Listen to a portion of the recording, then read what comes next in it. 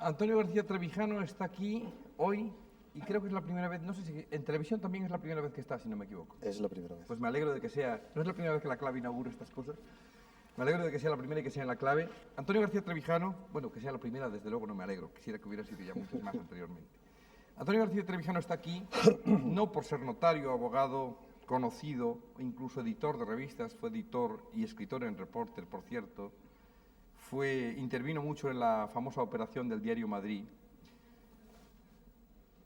saltó mucho las páginas de los periódicos por su vinculación al régimen entonces camino de la independencia de Guinea, etcétera. Pero está hoy fundamentalmente aquí, independientemente de lo que él quiera resaltar, por haber sido uno de los fundadores de la Junta Democrática, de la Platajunta, miembro también en su momento, y sin embargo haber desaparecido hoy de la escena política prácticamente de una manera total.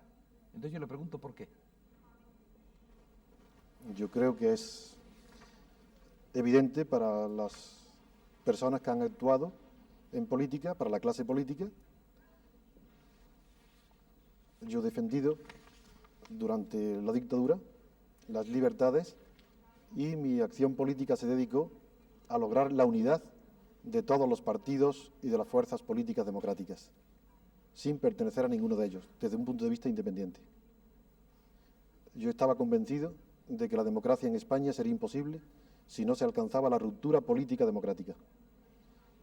Y mientras los partidos de la oposición democrática pensaban como yo, fue posible la unidad y para mí fue un honor acompañarlos. Pero hubo un momento, cuando habíamos logrado prácticamente la unidad, cuando teníamos a punto la acción política para plantear una alternativa democrática verdadera al estado de la dictadura, en ese momento los partidos aceptaron el pacto reformista del estado de la dictadura y naturalmente mi acción política quedó parada y desde ese momento no actúo en política. No ha sido una decisión voluntaria, no es que yo me haya retirado de la política, yo creo más bien que estoy en el ostracismo político y quiero entender, dada la buena fe con la que han actuado esos partidos, que debe ser un ostracismo como en la antigüedad griega, no por mis defectos, sino por mis virtudes con relación a la ruptura democrática. Simplemente la política es una vocación para los que la sentimos y si yo hoy no estoy en la acción política es porque creo que no hay condiciones para una acción política sincera y real y que los partidos tienen que agotar el periodo de monopolio de la acción política. Voy a intentar algo que creo que es arriesgado, pero que merece la pena. Voy a intentar definir muy brevemente la democracia de tal forma que creo que puede ser aceptado por todos los demás, pese a las diferencias ideológicas tan profundas de los que aquí están invitados. Para luego, después de esta definición, examinar si existe o no en España democracia, si el Estado español es o no democrático. Para mí la democracia, en primer lugar, me sitúo inequívocamente en el campo de la democracia formal, para evitar confusión en los términos. Es decir, ya prescindo, por tanto, de la definición o incluir en la definición el concepto de la democracia material existente o pretendidamente existente en los países del este. Me sitúo, por tanto, en el concepto formal de la democracia, en el campo occidental. Creo que la democracia es un método de legitimación y ejercicio del poder estatal, del poder del Estado, que se caracteriza por dos notas irreductibles, de tal forma que si falta alguna de ellas no hay democracia, pero que pueden haber otras notas que son democráticas y que es signo de democracia, como lo he señalado antes por los que me han precedido, pero que estas dos considero que son irreductibles. Si no existen, no hay democracia. La primera es que el poder del Estado está legitimado mediante un procedimiento técnico de elección directa o indirecta de las personas que tienen que ocupar los cargos del Estado y ejercer el poder político. La segunda nota es que tiene que haber un órgano también elegido por el sufragio universal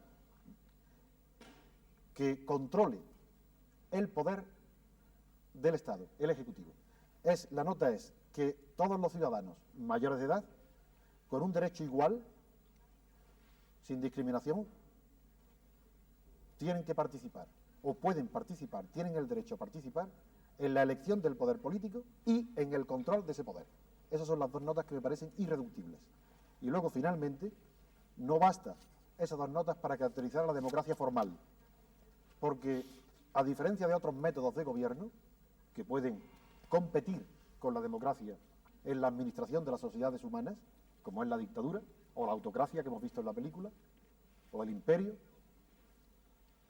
o la monarquía, o el Estado absoluto, la democracia tiene una nota que no la distingue de todas las demás, y es que así como en las demás el poder no democrático en su ejercicio ni en su legitimación tiene que justificarse por los resultados, es decir, por las obras, y aquí en España tenemos muy reciente todavía, la gran literatura de prensa, de periódicos y de los intelectuales, justificando el estado de la dictadura de Franco como el estado de obras, porque están obligados a justificar su poder por los resultados. En cambio, la democracia no tiene que justificar los resultados, porque planteando la relatividad de la que hablaba antes Gregorio Pérez Barba, la relatividad de los resultados, que en una sociedad tan compleja como la actual son millones y millones de personas las que tienen que emitir su opinión sobre los resultados de un régimen político, es tan difícil que el único criterio que la democracia tiene es el siguiente: el mejor resultado o el buen resultado es aquel que se obtiene con el mejor procedimiento, y ese mejor procedimiento es el método democrático definido con las dos notas que acabo antes de decir. He intentado una definición de la democracia tan mínima a la que el señor Krivine ha respondido hablando de los contenidos materiales de la democracia, cosa que yo no excluyo porque advertí que me situaba en el campo de la democracia formal y que los demás no han contestado, salvo Antonio Jiménez Blanco, que la considera, acepta la definición que he dado de democracia, pero que la considera demasiado formal, es decir, demasiado mínima, tiene que haber algo más.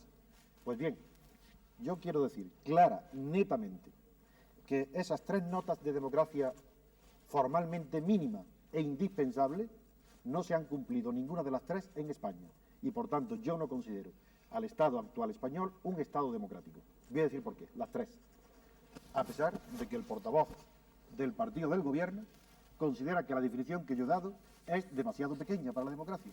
Yo lo sabía, por eso me sitúo no en el campo del sistema marxista, me he situado en el campo de Occidente, formal, y en ese campo digo que el sistema político español no es democrático, no por sus contenidos, no por las razones que ha alegado el señor Krivine, no porque no haya derechos reconocidos, sino formalmente las reglas de juego no son democráticas.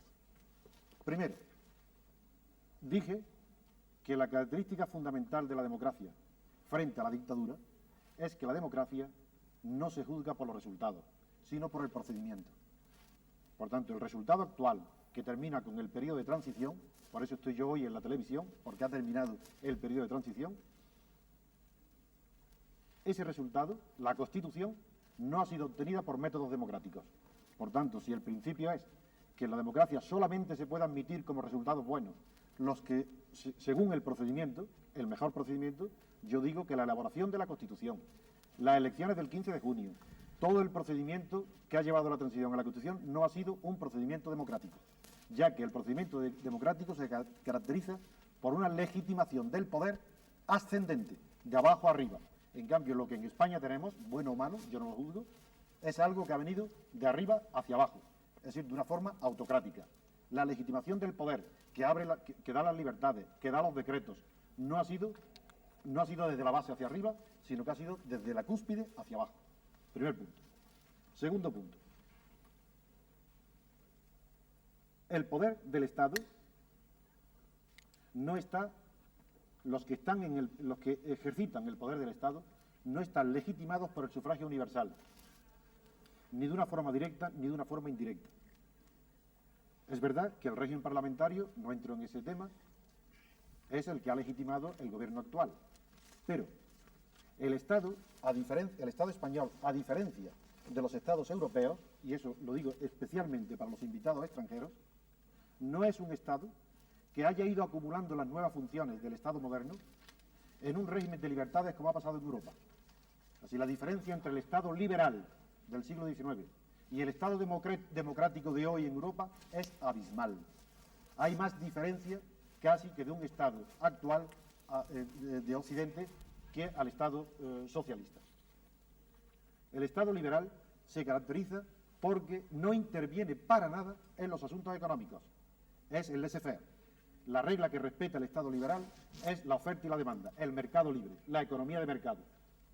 Y eso quiebra de una manera definitiva en la historia con la Gran Depresión de los años 20.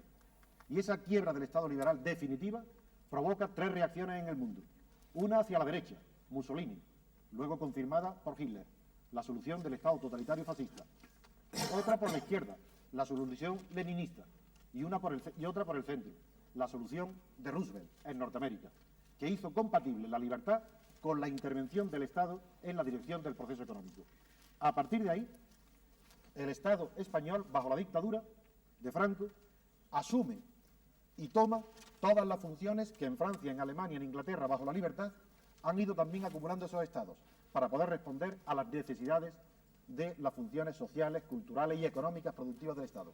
Hoy el Estado español, como cualquier Estado europeo, es el primer productor de la economía, el primer consumidor, el primer patrón, el primer asegurador, y esas son funciones que no tenía el Estado liberal. Pues bien, todas esas funciones están en el Estado de la dictadura de Franco. Y esas funciones, estando ahí, están ejercidas en la Seguridad Social, el INI, todas las grandes corporaciones públicas, se ha cambiado el gobierno, se ha legitimado un gobierno, pero el Estado como tal, la maquinaria del Estado, la dictadura, no se ha formado como en Europa. Y eso no ha sido legitimado democráticamente. Pero en segundo lugar, tampoco hay posibilidad de control del Parlamento sobre ese poder del Estado. Porque hoy todo el mundo informado sabe que los grandes poderes del Estado en esas funciones no se ejercitan desde el Parlamento. Son poderes extraparlamentarios. Y por eso yo no critico a los partidos políticos que den la espalda al Parlamento y traten todos los asuntos en los pasillos fuera del Parlamento. Es que si no lo hicieran así, no podrían funcionar, porque el Parlamento no puede controlar hoy las funciones del Estado. Y en ese sentido le doy la razón total a don Emilio Romero al decir que el régimen parlamentario es un régimen anacrónico. Sí, donde está el error es que se confunde democracia representativa y régimen parlamentario, que son dos cosas completamente distintas. El régimen parlamentario es una de las formas de la democracia representativa, pero no la única. En primer lugar está el presidencialismo, que tiene tantos títulos para ser representativo. Hablo del presidencialismo democrático, no el de Napoleón III, que tiene tantos títulos representativos como el régimen parlamentario y, sin embargo, como en Norteamérica, como en Inglaterra, como en Francia, y sin embargo es una democracia de tipo presidencialista y no de tipo parlamentario. Por eso el Parlamento en España no puede funcionar, porque si funcionara sería el caos. Es para que el régimen parlamentario, la monarquía parlamentaria en España dure, es necesario que el Parlamento no funcione y que sea una ficción ritual para aplaudir, para ratificar, pero que todos los asuntos importantes se traten fuera del Parlamento. Esto es lo que quería decir.